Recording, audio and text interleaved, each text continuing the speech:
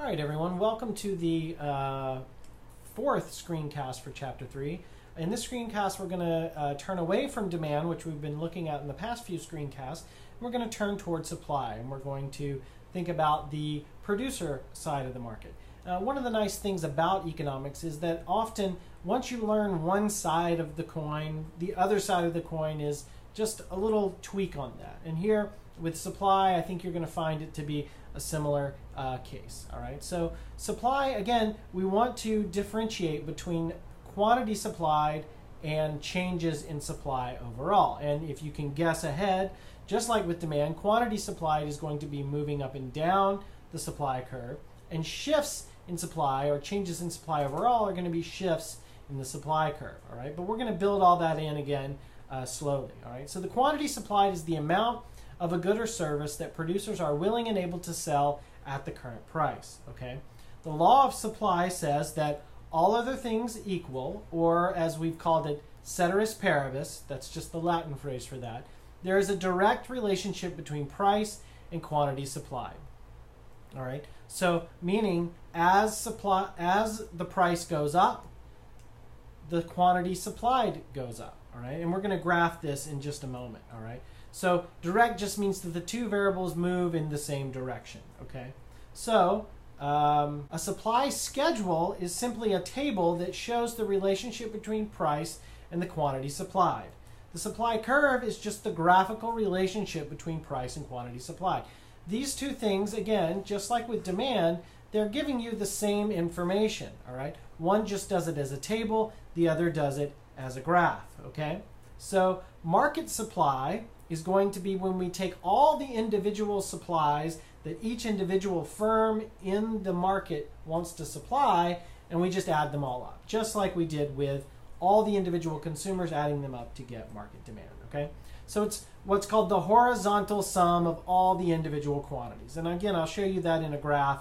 So horizontal sum, it's nothing scary. We just are adding up across all the different graphs for the producers. Okay, so here is an example of a supply schedule. So we have the prices of salmon, and these are the same prices we used for demand because we're going to put this all together eventually. But at $20, firms are willing to supply 800 fillets of salmon. All right, actually this is one company, so this is an individual company's supply. At $17.50, Pure Food Fish's supply schedule tells us that they will supply 700. At $15, they would be willing to supply 600. And notice this obeys the law of supply. The higher the price, the more the quantity they want to supply.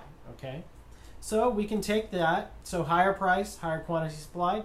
Lower price, lower quantity supplied. So here we have Pure Food Fish's supply, and this is their individual firm supply schedule. All right. Here we have another firm, and this is their supply schedule.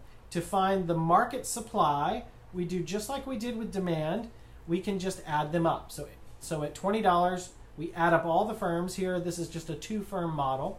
800 plus 200 is 1,000. So the market supply at $20 is 1,000. The market supply at $17.50 is 700 plus 175, which is 875. All right, so that's how we get market supply. So we can graph this again. So here is the supply curve for city fish. It's upward sloping. Again, as the price goes up, the quantity supplied goes up. So that's why you get an increasing slope like that. All right. Same thing here for Pure Food Fish. All right. As the price goes up, the quantity supplied goes up. So we get this upward sloping supply curve. All right. And we just add those together, horizontally add. At this price, they're willing to supply 100. At this price, they're willing to supply 400. So that means over here, it will be 500 at that price, because this is the whole market. So that's what we mean by horizontally summing. We're summing at a price what is the total number of the quantity supply. Okay, so that's it for supply, and we'll talk about things that shift the supply curve in the next screencast.